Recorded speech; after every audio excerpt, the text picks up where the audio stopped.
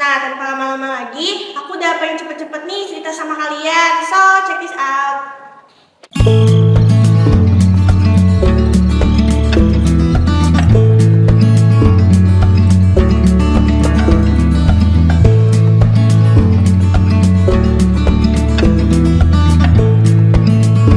Nah, teman cerita, untuk sesi cerita-ceritanya sebentar lagi bakalan dimulai nih. Tapi sebelumnya aku mau perkenalin diri dulu ke kalian. Nama aku Alessandra yang akan menemani kalian dari awal video sampai akhir video. Nah, teman cerita, jadi di sini sekarang aku mau nyeritain ke kalian tentang gimana sih sejarah berdirinya Kota Jakarta. Iya, Kota Jakarta, ibu kota negara Indonesia. Nah, ternyata asal kalian tahu, berdirinya Kota Jakarta ini tuh ternyata ada cerita asal-usulnya loh. Buat penjelasan lebih lanjutnya, mari kita sama-sama simak penjelasan berikut ini.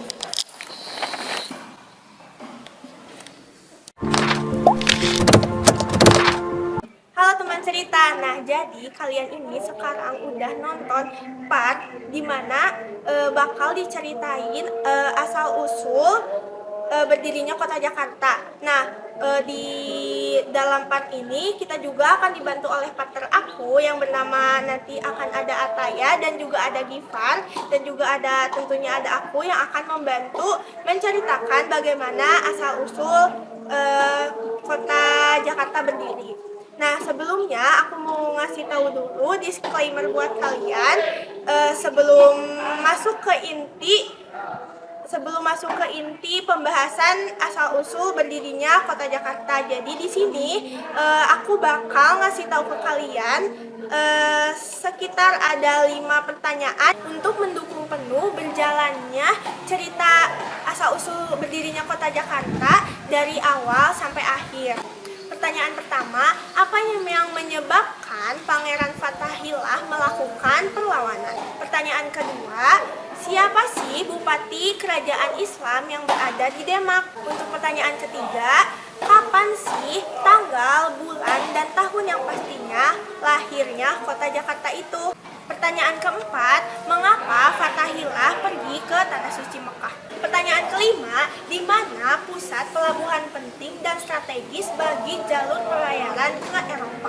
Nah, teman cerita, jadi itulah beberapa pertanyaan yang mendukung untuk nanti kalian tahu gimana sih ceritanya asal-usul berdirinya Kota Jakarta.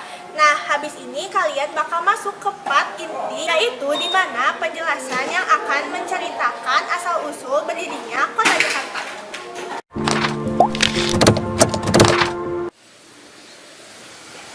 Halo teman cerita, kenalkan nama aku Ataya. Di sini aku bakal lanjutin cerita yang Alex sudah bilang, yaitu bagaimana berdirinya Kota Jakarta. Jadi pertama aku mau ngasih fun fact dulu. Jadi berdirinya Kota Jakarta adalah karena usaha Panglima dalam merebut Sunda Kelapa dari Portugis. Hah? Seorang Panglima Sunda Kelapa? Terus apa hubungannya? Oke, mari kita flashback dulu yuk ke tahun 1511 Masehi. Pada tahun 1511, Portugis berhasil menguasai Malaka yang saat itu menjadi pelabuhan penting dan sangat strategis bagi bangsa Eropa. Pada tahun itu juga, Portugis berhasil menaklukkan Pasai atau Aceh. Kedatangan Portugis di Indonesia bukan hanya mencari rempah-rempah yang kala saat itu sangat laku di Eropa, tapi juga mereka untuk memperluas agama Kristen. Kala itu sisa-sisa perang salib masih terjadi di Eropa Selatan untuk memerangi agama Islam. Karena kedudukan Portugis ini, terjadilah dendam di dada seorang pemuda asal Indonesia yang bernama Fathaillah. Kebencian Fathaillah kepada Portugis karena sewenang-wenang terhadap wilayah dan agamanya, menyebabkan Fathaillah meninggalkan Pasai dan pergi ke Tanah Suci Makkah. Tujuan Fathaillah pergi ke Makkah adalah untuk memperkuat ilmu agamanya dan ilmu pengetahuannya. 3 tahun lamanya Fathaillah menetap dan merantau di Makkah dengan rasa ingin kembali ke tanah air. Setelah kembali ke tanah air, ternyata orang-orang Portugis sudah meninggalkan Pasai. Tapi sebagian wilayah di Pasai masih dikuasai oleh Portugis. Melihat kondisi tersebut, untuk kedua kalinya Fathaillah meninggalkan Pasai dan pergi ke Jawa untuk mengunjungi kerajaan Islam di Demak yang saat itu dipimpin oleh Raden Trenggono. Kedatangan Fathaillah di kerajaan disambut baik oleh raja. Bahkan ia pun dinikahkan dengan adik perempuannya. Apalagi mereka berdua sama-sama membenci penjajah. Pada saat itu kerajaan Demak sedang dalam jaya-jayanya yang dipimpin oleh Dipati Unus. Kerajaan Demak pernah menyerang Portugis, namun mereka gagal. Pada masa Trenggono, beberapa kawasan di Jawa Barat dapat diislamkan dan dipimpin juga oleh Kerajaan Demak. Salah satu orang yang paling berjasa yaitu adalah Fathahillah. Fathahillah juga pernah diutus untuk merebutkan Banten. Dalam penyebaran Islam, para ulama melakukannya dengan damai, dengan bertukar pikiran dengan para resi, sehingga pemimpin penduduk setempat memberikan Banten dengan sukarela dan menjadikan Banten dengan cikal Kesultanan Banten. Pada masa itu di Sunda Kelapa atau yang disebut Batavia yang merupakan pelabuhan internasional yang berada di bawah pimpinan Kerajaan Pajajaran di Pakuwon di kota Bogor merasa mendapat ancaman karena kerajaan Islam ini, sehingga mereka pun bekerja sama dengan Portugis yang musuh utama dari Islam dan kerajaan Denmark. Perkenalkan, nama saya Alessandra. Untuk pembahasan berikutnya akan dilanjutkan oleh saya. Nah, hal tersebut membuat Fathahillah sangat kecewa. Lalu Fathahillah dan pasukan-pasukannya berusaha keras untuk mengusir para pendatang dari Portugis yang datang ke Sunda Kelapa. Pada saat itu, Panglima Perang Portugis dipimpin oleh seorang yang bernama Francisco de Silva. Nah, karena kekalahan Portugis ini, para pasukan Portugis ini merasa sangat kecewa sehingga mereka beralih pindah ke Malaka, dari Sunda Kelapa ke Malaka. Nah, untuk peninggalan-peninggalannya ini tuh dapat dirasakan di bagian wilayah Malaysia. Para sejarawan memiliki pendapat yang berbeda tentang hari di mana Portugis diusir dari Teluk Jakarta.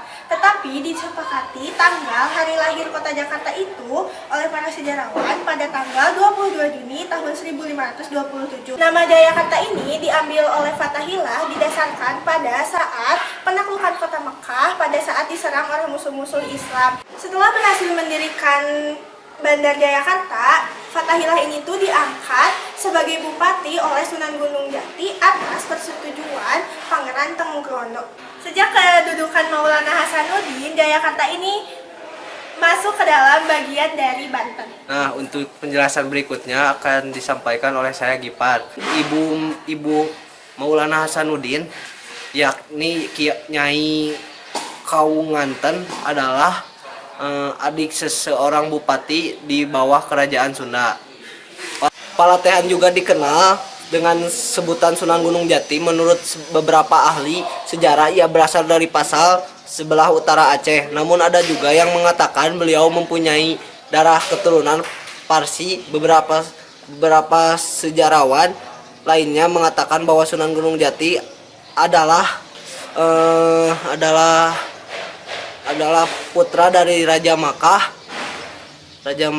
Arab yang menikah dengan putri kerajaan Pajajaran Sunda. Ada yang memperkirakan Sunan Gunung Jati lahir tahun 1448 Masehi. Ibunya adalah Nyai Laras Santang, putri dari Raja Pajajaran Raden Manah Rasa, sedangkan ayahnya Sultan Syarif Maulana Huda, pembesar Mesir keturunan Bani Hashim dari Palestina. Palatehan juga dikenal dengan sebutan Sunan Gunung Jati. Sunan Gunung Jati, menurut beberapa ahli sejarah, ia berasal dari Pasal sebelah utara Aceh. Untuk pembahasan berikutnya akan dilanjutkan oleh saya. Menurut Ensiklopedia Nasional, Pangeran Fathahillah ini juga disebut sebagai Sunan Gunung Jati, dan Fathahillah ini juga termasuk dalam salah satu anggota Wali Songo. Lalu pernah disebutkan bahwa Fathahillah ini juga pernah menjabat sebagai seorang guru. Setelah itu dilihat dari kemampuan Fathahillah yang dapat merebut Banten dan menaklukkan Sunda Kelapa pada tahun 1527, ini tuh membuktikan bahwa Fathahillah dalam segi strategi peperangan Fathahillah ini tuh sangat bagus dan menarik. Fathahillah sesudah menaklukkan Cirebon, dia lalu bermukim di Bukit Jati, lalu mengembangkan agama dan mengembangkan agama Islam lalu menyebarkannya. Fathahillah meninggal pada tahun 1570 dan dimakamkan di Sunan Gunung Jati yang berada di dekat daerah Cirebon. Dalam mengangkat sejarah Fathahillah, sebaiknya kita perlu menelusuri keadaan kerajaan Islam di Demak. Nah, kenapa? Karena pada saat itu Di Demak itu Fatahillah berhasil diangkat menjadi panglima perang dan juga dapat membebaskan pengaruh Hindu Buddha yang berada dan juga dapat membebaskan pengaruh Hindu yang berada di Sunda Kelapa dan juga dapat mengusir Portugis yang datang ke Teluk Jakarta. Pada awal abad ke-16, kerajaan Majapahit yang sebagian besar penduduknya adalah agama Hindu berada dalam ujung kemunduran. Nah, setelah itu Raden Fatah sebagai Bupati Islam di Demak memutuskan ikatan dengan Majapahit secara terang-terangan. Ia mendapat bantuan-bantuan dari daerah-daerah lain yang sudah lebih dulu memasuki Islam, seperti Jepara. Aku Ataya, di sini aku bakal lanjutin cerita yang Alex sudah bilang. Raden Fatah adalah anak dari Brawijaya, yaitu raja dari Majapahit. Raden Fatah memiliki ibu yang berasal dari Cina yang memeluk agama Islam. Ia kemudian mendirikan kerajaan Islam pertama di Jawa Utara. Sebagai kerajaan Islam pertama, kerajaan Demak menjadi penyiaran agama Islam di pulau itu.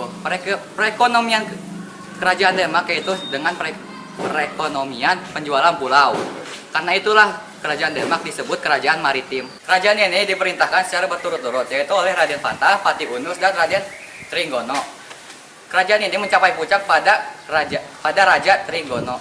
Pada masa pemerintahannya, Demak diproklamasikan menjadi kesultanan. Kemudian mereka membangun Masjid Agung Demak yang menjadi lambang keislaman. Di masjid inilah Wali Songo sering bertukar pikiran mengenai agama. Seperti mertuanya Raden Trenggono yang menaklukkan Bandar Sunda Kelapa.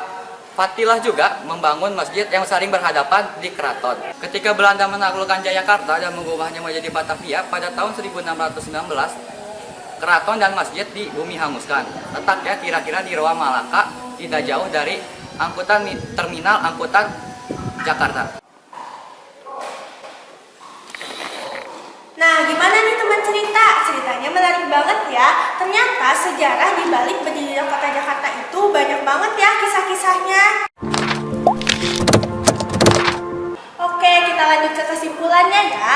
Jadi ini itu sesuai dengan pembahasan perlawanan Portugis terhadap kolonialisme di masa Fatahillah. Nah, ternyata ini tuh ada hubungannya dengan asal-usul berdirinya kota Jakarta.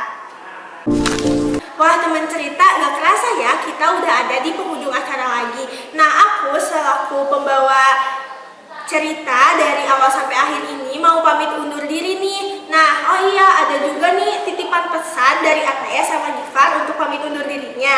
Nah, teman-teman, aku mau ngucapin makasih banyak banget buat kalian yang udah nonton video kita dari awal sampai akhir. Semoga semua informasi yang terkandung dalam video ini semoga bisa bermanfaat ya untuk kalian. Dan juga kami mau memohon maaf juga jika terdapat salah dalam pengucapan di video ini. Sampai jumpa kembali teman cerita. Oh iya, jangan lupa ya buat subscribe channelnya @YetsTunChannel. Dadah!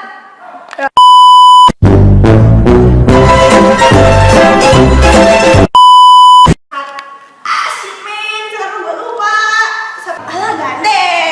Kok di mana pertanyaan keren? Ada. Kata-kata di mana? Fatahillah. Masa ini membuat dada yang membuat Katanya ya. Ataya. Kan iya, Pak? Pertanyaan berikutnya. Ada yang memperkirakan Sunan Gunung Jati.